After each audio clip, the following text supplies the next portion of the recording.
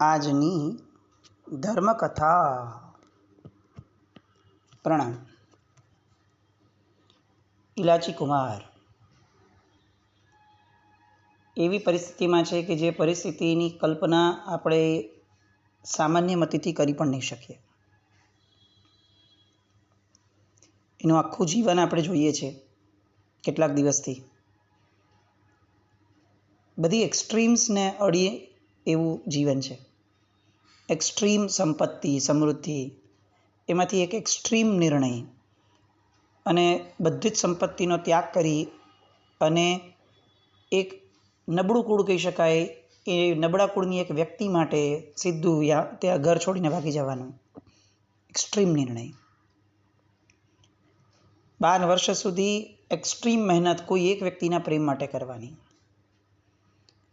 હવે 12 વર્ષના અંતે જ્યારે આ બિનાતટ નગરમાં આવ્યા અને રાજાની સામે એક્સ્ટ્રીમ એફર્ટ્સ મૂકી અને જ્યારે પોતાનો ખેલ બતાવે છે અને હવે જ્યારે રિઝલ્ટ નજર સામે દેખાય છે, એ સમયે રાજા દ્વારા એક પછી એક કહેવાતી વાત અને મુકાતી શરત એ એકચ્યુઅલી એને એક્સ્ટ્રીમ પડોજણની અંદરમાં મૂકવી જોઈતી હતી અને મુકાયા પણ હશે. આપણે એમને એટલા બધા આ કક્ષાએ સહજ ન કલ્પી શકીએ કે ભલે રાજાએ કીધું કે ચાલો બીજી વાર કરો, મારું ધ્યાન નહોતું, હું જરા રાજકાજના કામમાં હતો, અને ઇલાચી કુમારે સહજ સ્વીકારી લીધું હોય. આવું એકવાર બની શકે. બીજી વાર ફરીથી એમણે એ જ આખું ખેલ ફરીથી કર્યો કે જે કર્તવ્યની અંદરમાં જીવનું જોખમ હતું, જે કર્તવ્યમાં એક પગ ચૂકાય તો બધું જ ગુમાવવાનું આવતું હતું, અને તેમ છતાં એમણે બીજી વાર કર્યો. હવે બીજી વાર કરીને જ્યારે રાજા પાસે જાય છે તો ચોક્કસપણે એમના મનમાં એ સ્પષ્ટ હશે કે હવે તો રાજાએ આપણને આ રેકગ્નિઝન આપવું જોઈએ કે ભાઈ આ બહુ સરસ રહ્યું. હા ભાઈ, આખી પ્રજા જ્યારે આટલી તાળીઓ પાડે છે, આટલી પ્રજા જ્યારે વાહવાહી કરે છે, આખી પ્રજા આટલી હદ સુધી એ ઇમ્પ્રેસ છે, તો એક રાજા કેમ ઇમ્પ્રેસ ન થાય? બીજી વારના ખેલ સુધી કદાચ ઇલાચી કુમારના મનમાં કોઈ વિકલ્પ ન હોય એવું આપણે કલ્પી શકીએ, પણ ત્રીજી વાર જ્યારે એણે કરવા કીધું કે ભાઈ બધાએ બહુ ખુશ થઈને જોયું છે, વાત સાચી છે, પણ હું તમારા કર્તવ્યોને બહુ ધ્યાનથી જોઈ નહોતો શક્યો, એટલે મારી એવી ઈચ્છા છે કે તમે ત્રીજી વાર કરો. અહીંયા પ્રજાને પણ એવું લાગ્યું કે આ યોગ્ય નથી થઈ રહ્યું. ઇલાચી કુમારને પણ એવું લાગ્યું કે આ કેમ આવી રીતે વર્તે છે. નટડી એને કહી રહી છે કે તું કેમ આટલું બધું વિચારે છે, લે હું ઢોલ પીટું છું, આપણે ફરીથી ચાલુ કરીએ અને ત્રીજી વાર ખેલ રચીએ, એમાં શું વાંધો છે? ઇલાચીને મન ત્રીજી વાર જ્યારે આ ખેલ કરવાનો આવ્યો ત્યારે કેટલીક વિકલ્પોની દ્વારા ઊભી થઈ હશે. આ આપણું કલ્પના ચિત્ર છે. એમના મનની અંદરના એ સમયના તરંગો શું હશે એ કળવું મુશ્કેલ છે, પણ આપણી કલ્પના સાહજિક રીતે જઈ શકે છે કે ત્રીજી વારમાં કેટલાક વિકલ્પો તો ઊભા થયા હોય, થવા જોઈએ સામાન્ય હ્યુમન બિંગને. એ વિકલ્પો સાથે એમણે ત્રીજી વારનો ખેલ કર્યો હશે. કેટલું રિસ્કી છે. જે કાર્યની અંદરમાં પૂર્ણ કોન્સન્ટ્રેશન જોઈએ છે. પહેલી વાર કર્યું ત્યારે નટડીને પામવાનો તલસાટ હતો, એટલે એ ઉલ્લાસના કારણે, એ વીર્યોલ્લાસના કારણે એ આખો ને આખો ખેલ અજબ ગજબ રીતે થયો હશે. કારણ કે નજર સામે નટડી હતી, પ્રથમ વારની એ એફર્ટ હતી, મહેનત હતી, એટલે પહેલી વારની મહેનતમાં તો આમ પણ ઉલ્લાસ કોનો ઓછો હોય. બીજી વાર કર્યું હશે ત્યારે પણ આપણે એવું વિચારી શકીએ કે બહુ સાહજિક રીતે લીધું છે કે અચ્છા રાજા થોડું કામમાં રોકાઈ ગયા હશે, વાંધો નથી, એમાં શું, આપણે બીજી વાર કરીએ. એટલે ત્યારે પણ નિશંક રીતે બીજી વારનો ખેલ ઊભો કર્યો હશે. ત્રીજી વારમાં તો વિકલ્પ થાય, ચોક્કસ થાય. એટલે કેટલોક ખચકાટ હોય, કેટલુંક બેક ઓફ માઇન્ડ કંઈ ચાલતું હોય, અને એવી રીતે એ માનસિકતામાં એક અંગૂઠો પણ આગળ પાછળ મુકાઈ જાય તો રામ રમી જાય, એવી પરિસ્થિતિના ખેલને એમણે જે રીતે નિભાવ્યો હશે એના દ્વારા આપણે એટલી કલ્પના કરી શકીએ કે ઇલાચી કુમાર બિયોન્ડ લેવલના પાવરધા હશે.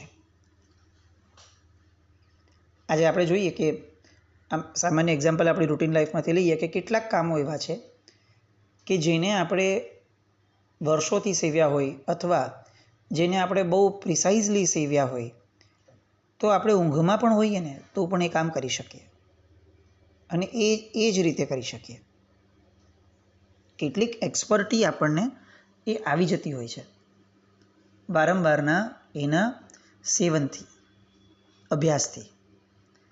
ઇલાચી કુમારે બેક ઓફ માઇન્ડના આવા વિકલ્પ સાથે ત્રીજી વાર જે ખેલ કર્યો હશે એની માટે આપણે એવી કલ્પના કરી જ શકીએ અને કરવી જોઈએ અને કરવી પડે કે ઇલાચી કુમારની એક્સ્ટ્રીમ માસ્ટરી હશે, એક્સ્ટ્રીમ માસ્ટરી.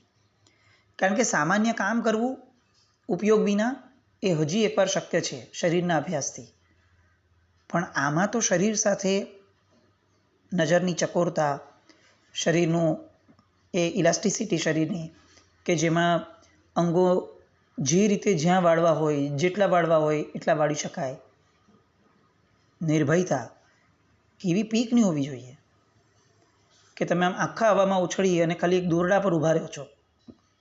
દોરડા પર પડ્યા અને થોડું જમ્પ થયું તો શું? દોરડા પર પડ્યા અને સેટલ ન થઈ શક્યા તો શું? સ્ટેબિલિટી ન આવી તો શું?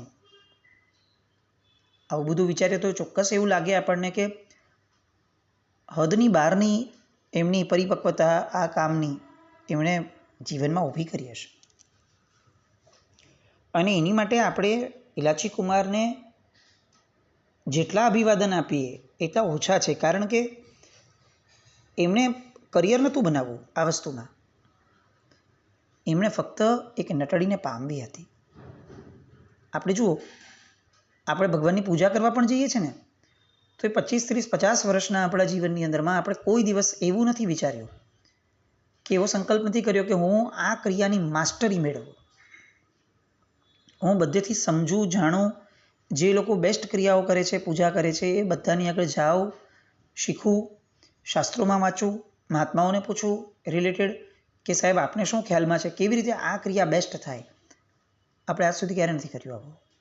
આપણે જે મહાત્મા આપણા દ્વારે આવે અથવા જેમનું અત્યારની ઓલામાં ગણીએ પરિપ્રેક્ષમાં તો કે જેમનું પ્રવચન આપણા મોબાઈલમાં આવે એમનું સાંભળી અને આપણે વિચારતા હોઈએ છીએ કે ભાઈ ચલો આ મારા સાહેબ આમ કહે છે તો ભલે આપણે આમ કરીએ, સારો વિચાર છે. આપણો પુરુષાર્થ કેટલો છે?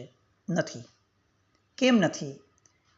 જો જિનેશ્વર ભગવંતની પૂજા માટે આપણે 25-50 વર્ષની અંદરમાં બિયોન્ડ લેવલની માસ્ટરી માટેનો વિકલ્પ પણ ઊભો નથી કરી શક્યા, તો એ અપેક્ષાએ વિચાર કરીએ કે આ ઇલાચીને પેલી નટડીને પરણવાનું એ કેવું ઘેલું હશે, કેવું કે જેના કારણે એને આવી માસ્ટરી મેળવવા માટેની ગ્રીપ મેળવી.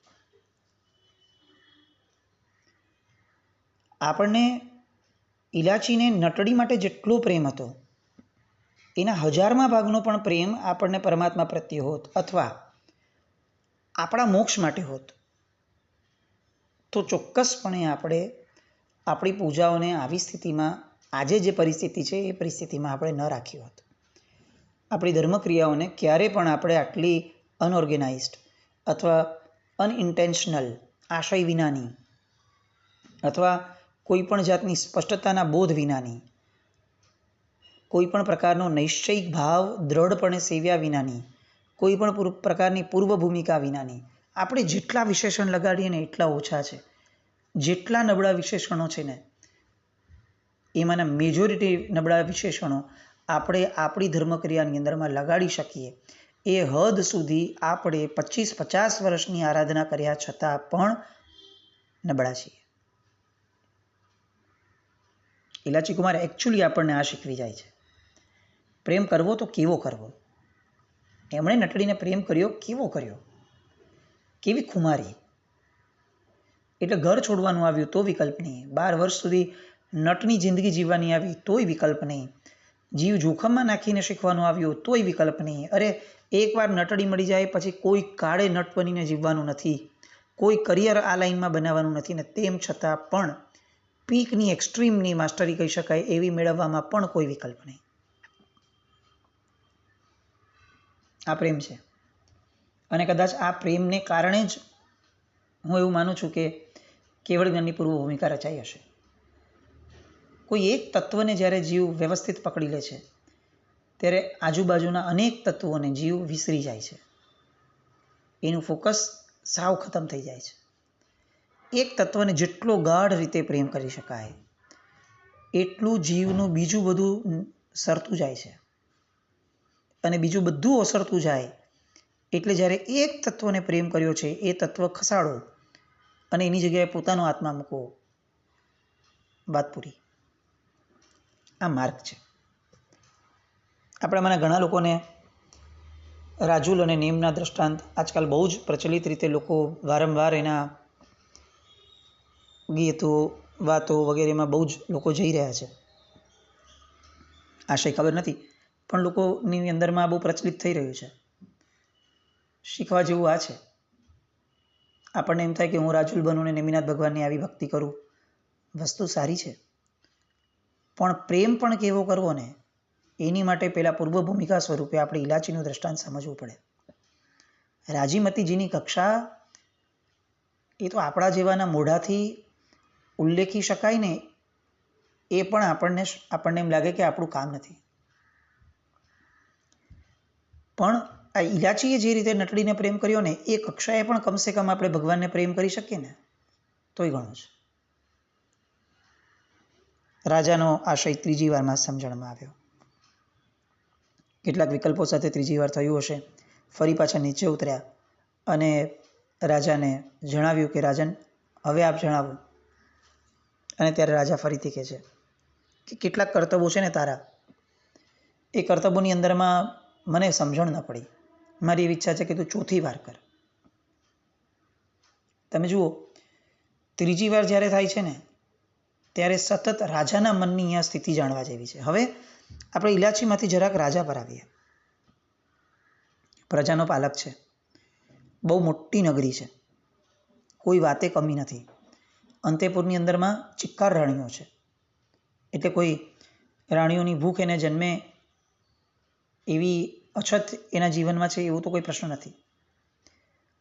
અને જેના પ્રત્યે આકર્ષાઈ રહ્યો છે, જેના રૂપ પ્રત્યે, એ તો નગરની અંદર ફક્ત ને ફક્ત મહેમાન બનીને આવેલી વ્યક્તિ છે. જે લોકો આવી રીતે દરેક નગરમાં ભમતા અને ભટકતા હોય છે, જેનું કુળ ખબર નથી, અને જેનું કુળ ખબર નથી એની વિચારધારા ખબર ન પડે. કારણ કે કુળ એ હંમેશા વિચારધારાઓ આપે. આપણે ત્યાં કુળ વ્યવસ્થાઓ છે એટલા માટે હતી કે કુળમાં જે કુળમાં જન્મ થાય ને એ પ્રમાણે વિચારધારાઓ આવી જ જાય. એ તામસી પ્રકૃતિ, એ રાજસ પ્રકૃતિ, એ સત્વ પ્રકૃતિ, એ બધું કુળના આધારે મહદઅંશે આવતું. એમાં એક્સેપ્શનલ હોય, એમાં કોઈ ના જ નથી, પણ મહદઅંશે આ થતું. આજે જેમ ડીએનએથી આપણને ખબર પડે છે એ રીતે. અને રાજા છતાં, આ બધું હોવા છતાં એ નટડી પ્રત્યે આકર્ષાય ને એ હજી એકવાર કદાચ સમજી શકાય એવું છે કે ભાઈ બહુ જ રૂપાળી હશે તો ગમી ગઈ હશે, પણ એ લેવલ સુધી ગમાડવી કે એને રાણી બનાવવી છે મારે, આ બહુ મોટી એક્સ્ટ્રીમ છે. એ સમયે એને વિચાર પણ નથી આવતો કે મારું મહાજન મને શું કહેશે. અરે તેલ લેવા ગયું મહાજન, સૌથી મુખ્ય વસ્તુ મારી અંતેપુરની રાણીઓ મને શું કહે છે. આ મારી પટરાણી, બીજી રાણીઓ જે ઉચ્ચ કુળની બધી છે, એની વચ્ચે હું આ નટના કુળની સ્ત્રીને પરણીશ તો એ રાણીઓ મારાથી કેટલી વિમુખ થઈ જશે. ઓલરેડી આ રાજાને કેટલાક દીકરાઓ છે, કદાચ આ નટડી એ દીકરાઓની ઉંમરની હશે. હું એ ઉંમરની કન્યાને પરણવા વિચારું છું. આમાંનો એક પણ વિચાર આ રાજાને નથી. વિષયાંધતા કેટલી ભયંકર છે. અત્યારે આપણને આ રાજા જેટલો ગુનેગાર લાગે, આપણી જાત એના કરતાં 100 ગણીની 1000 ગણી ગુનેગાર લાગવી જોઈએ. કારણ કે જ્યારે આપણને પણ વિષયાંધતા આવે છે ત્યારે કોઈ ડંકો નથી વાગતો કે જો તને વિષયાંધતા આવી. આપણે ત્યારે એકચ્યુઅલી રિકોગ્નાઇઝ નથી કરી શકતા કે હું પણ કોઈક એક આકર્ષણની અંદરમાં ભાન ભૂલી રહ્યો છું. પછી એ કોઈ પણ પદાર્થ હોય ને કોઈ પણ વિષયો બની શકે, પણ આ રાજા જેટલો કલ્પ્રિટ છે એટલા કલ્પ્રિટ આપણે પણ છીએ જ. કારણ કે જો ન હોત તો અનાદિકાળથી ભટકતા ન હોત. રાજાના અન્વયે આપણે એકચ્યુઅલી આપણી માનસિકતા ચેક કરવાની છે. આપણે જ્યારે કોઈ એક વસ્તુના આકર્ષણમાં આવીએ છીએ ત્યારે આપણે વિવેક નથી ભૂલી જતા ને. એ આપણે ચકાસવા જેવું છે. રાજાની માનસિકતા. ત્રીજી વાર જ્યારે એને કહે છે 3 વારના ખેલ પછી કે તું ચોથી વાર કર, ત્યારે બાજુમાં બેઠેલી રાણી અત્યંત ક્રોધિત થઈ જાય છે. સમજી શકે છે સ્ત્રી છે, સૌથી પહેલી કોઈની મનસ્થિતિ જાણવાની જો કોઈનામાં એ લેવલની સમજણ છે ને તો એ સ્ત્રી છે. કોઈના પણ આશયને સમજી શકે. જો એ ખરેખર સ્ત્રીપણાને પોતે અનુરૂપ જીવે છે તો. જે બ્રહ્મા જીવે છે એની વાત નથી. રાણી અત્યંત ક્રોધિત થઈ ગઈ. એને ખ્યાલ આવી ગયો કે આ રાજા નિમ્ન કક્ષાના સ્તર ઉપર જઈ રહ્યો છે. કોઈ તાકાત નહોતી, કોઈ ઈચ્છા પણ નહોતી. આ અત્યારનો જમાનો નહોતો કે સામે પડો, ડિવોર્સ લો, કેસ ફાઇલ કરો કોર્ટની અંદરમાં સૂટ, કાંઈ. એ સમયે રાજાની આ વાતની ઉપેક્ષા કર્યા સિવાય કદાચ એની પાસે વિકલ્પ ન હતો, પણ ગુસ્સો કરવો, ક્રોધિત થવો અને પોતાના ક્રોધને વ્યક્ત કરવો કેટલેક અંશે એ એના હાથમાં હતું જે એને કહ્યું. ઇલાચી જુએ છે કે આ બાજુમાં બેઠેલી રાણી પણ કહી શકે છે કે આ રાજા અત્યારે કયા લેવલમાં જઈ રહ્યો છે. જે રીતે પ્રજા પહેલી વારમાં ચિચિયારીઓ પાડીને વધાવી લેતી હતી, આજે ત્રીજી વાર ને ચોથી વાર થયું તો બધી પ્રજા સમસમીને શાંત બેસી ગઈ છે. એ દેખાડે છે કે પ્રજા પણ વિરોધમાં છે. ઇલાચી વણિક પુત્ર છે. વૈચારિક દરિદ્રતા નથી, સમજણની દરિદ્રતા નથી એનામાં કે આ બધું સમજી ન શકે. રાજાની માનસિકતા એને અતિશય ભયંકર લાગી. ચોથી વાર ચડવાનું કીધું એટલે હવે એ હતાશ હતો. હવે એને એવું લાગે છે કે હું શું કરું, આ રાજાને રીઝવું, આ રાજાને કે જે આ નટ કરતાં પણ નીચલી કક્ષાએ ગયો, એના હાથેથી માન મેળવી અને હું આ કન્યાને મેળવીશ. આવો વિકલ્પનો અંકુરો એને અહીંયા જન્મે છે. આ વિકલ્પનો અંકુરો એને છેક આત્મભાવમાં લઈ જવાનો છે. નિમિત્ત મળશે ત્યારે. પણ અત્યારે એના આ અંકુરાને આપણે સંવેદવો છે કે જ્યારે તમે કોઈ પણ વિષયની અંદરમાં નિષ્ફળ જાઓ છો અને એ નિષ્ફળતા જો કોઈ એવા વ્યક્તિ અથવા એવી પરિસ્થિતિના કારણે છે કે જે પરિસ્થિતિને આપણે બહુ બેસ્ટ નથી ગણતા, જે વ્યક્તિને આપણે બેસ્ટ નથી ગણતા, તો જીવને સૌથી પહેલાં એક પ્રકારની વૈરાગ્યની ધારા પ્રગટે જ. આપણે આપણા રૂટીન જીવનમાં જોઈએ કે જ્યારે કોઈ વસ્તુ મેળવવાની બહુ ઈચ્છા કરી હોય ને ન મળી હોય ને તો સૌથી પહેલાં તો સાલું એમ જ લાગે કે યાર કેવી દુનિયા છે, કેવો સંસાર છે, સાલું આપણું પુણ્ય જ નથી, આપણે આવી રીતે જ નિષ્ફળતા મેળવવાની, આપણા ભાગ્યમાં આ જ હશે. આ હકીકતની અંદરમાં યોગ બીજ છે. જો આ વાતને ઇલાચીએ જે રીતે પોતે કેળવી, અલબત્ત એને નિમિત્ત મળ્યું ને એમણે કેળવી છે, પણ જે રીતે એમણે આ જ મુદ્દાને પોતાની વિચારધારા દ્વારા એક દિશા આપી અને છેક કેવળ જ્ઞાનની પ્રાપ્તિ સુધી એને લઈ ગયો, તો આવી જ વિચારણા આપણને પણ કેવળ જ્ઞાન નહીં તો છેવટે મતિ જ્ઞાનની પવિત્રતા સુધી તો લઈ જ જઈ શકે. આપણે ધર્મી લોકો ચિંતન મનનના ધર્મ ઉપર જિંદગીમાં ક્યારે ધ્યાન જ નથી આપતા. ધર્મક્રિયામાંથી ઊંચા ઉઠી ધર્મક્રિયાની સાથે સાથે આ ચિંતન મનનની ધારા કેળવવાનો જે પ્રયત્ન કરવો જોઈએ, કારણ કે ધર્મક્રિયાઓ છે જ એની માટે. અભ્યંતર તપના અતિચાર જુઓ તો તરત વસ્તુ આવે છે કે આર્ત ધ્યાન, રૌદ્ર ધ્યાન થયા. આ આપણે સમજીએ છીએ કે આવું તો આપણે બહુ કરી લઈએ છીએ, પણ એની પછીનો તરત અતિચાર આવે છે. ધર્મ ધ્યાન, શુક્લ ધ્યાન ન થયા. એનો અર્થ શું કે વ્રતધારી વ્યક્તિઓએ ધર્મ ધ્યાન, શુક્લ ધ્યાન ધ્યાવવું એ એનું કર્તવ્ય છે. એ એની માટે ચોઈસ નથી, એ એની બેઝિક ડ્યુટી છે. આપણા જીવનનો આપણા દિવસનો કેટલો સમય ધર્મ ધ્યાન અને શુક્લ ધ્યાનમાં જતો હશે? અરે નથી જતો, જવા દો. ધર્મ ધ્યાનમાં રહેવાનો પુરુષાર્થ આપણો કેટલો હશે?